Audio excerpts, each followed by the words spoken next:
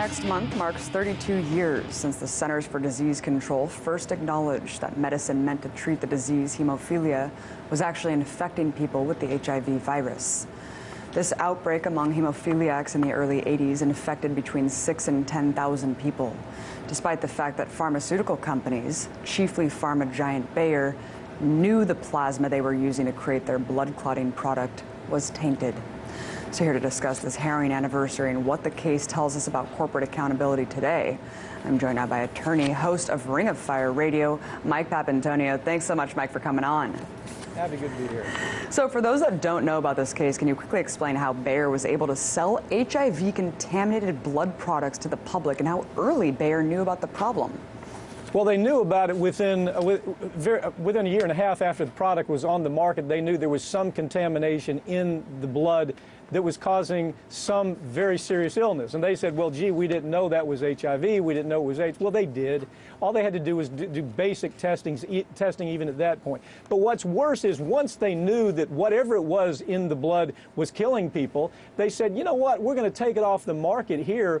And then they immediately started selling in places like South America and Asia, where people actually went to prison. You had actually people working for the companies overseas going to prison. Nobody went to prison here. They killed thousands of people. They knowingly killed thousands of people. Because you know why? Because they said, we have all of this stuff in stock.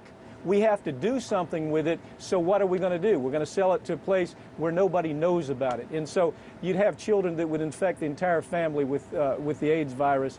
And interestingly enough, again, nobody went to prison in the United States.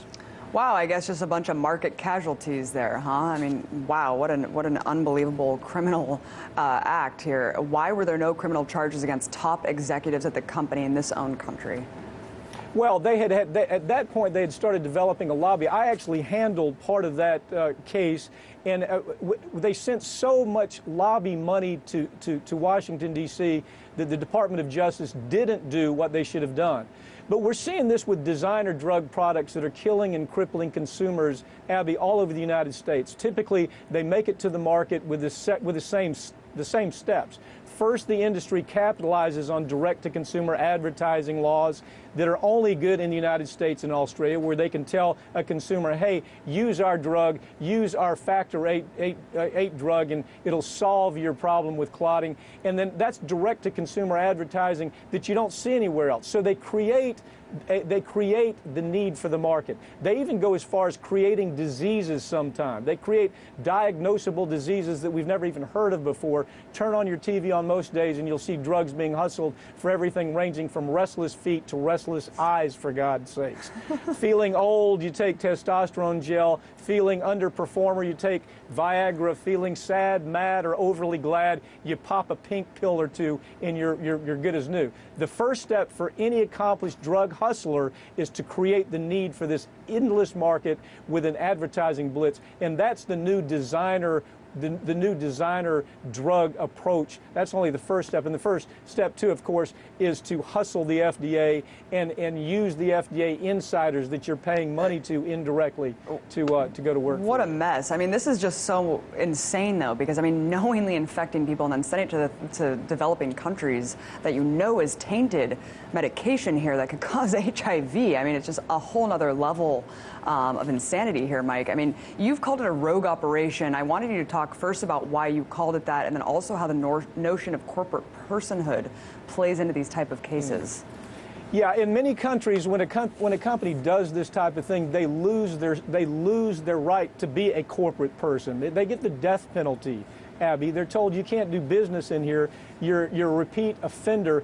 Bayer has more repeat offending fines and criminal sanctions of any company I've ever worked against, and I've been doing this for 30 years. They're all equally bad in one way or another, but the point is, until you say to a company, you do this once, we're going to maybe look the other way. You do it twice, you're going to lose your license to do business. Until we do that, you're always going to have that criminal culture. They're a rogue company in many ways, but now it's kind of the regular way of doing business in the United States. It's called big risk and quick profits. MBAs come out of school and they're moving through. They take a position on the board of a company like Bayer.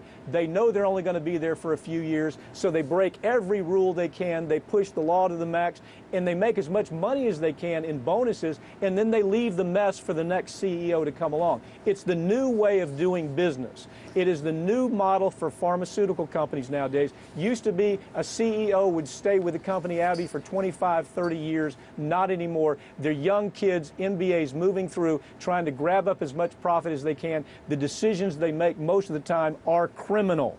And I don't overstate that. They are criminal decisions, and we look the other way and say it's okay for you to do that. It's just the way we're doing business in the United States. But it's just insane, Mike, and I don't think a lot of people realize that there's only direct-to-consumer advertising with pharmaceutical companies here in New Zealand. So it really is this kind of, in terms of big pharma, I mean, this is a very, very unique problem here in America. I mean, a study just came out by author Brandon Garrett that examined 303 non-prosecution, deferred prosecution deals between corporations and the government between 2001 and 2014, and found that only 34% of the time was an individual charged with a crime, and of those, only 42% received any jail time. I mean, obviously, this Bayer thing happened long before the corporate personhood thing. I mean, how did our judicial system evolve to treat corporate crime so differently than street crime? Well, it became a matter of money. There was a time when the pharmaceutical industry, and it was right around the time of this Bayer case we're talking about, that they figured out if we give the same amount of money to Democrats as we do to Republicans, then we've covered ourselves on both ways. For example, Loretta Lynch, the new AG that Obama's trying to push through. Democrats are looking like, oh, this woman's wonderful. Well, she's not wonderful. She's simply a corporate hack, just like the other people that have come before her. But the industry, the drug industry, figured out we have to cover both sides of the aisle, so they started spreading around huge money to Democrats, just like Republicans, and they passed laws that allowed them to do things like direct-to-consumer advertising. They passed laws to make it almost impossible to meet the criminal threshold for a white-collar criminal who's dressed up in an Armani suit. And so they made it so difficult to where these guys running these companies, they don't feel any risk at all. They feel no risk at all because they say, yeah, we're a person, but we're a person that's so big that you can't put us in jail because you can't pinpoint who made the decision. Unbelievable. Thank goodness for lawyers like you who are taking on these real criminals. We need to end the two-tier justice system. Mike Papantonio, host of Ring of Fire Radio, thank you so much for coming on. Thank you, Evan.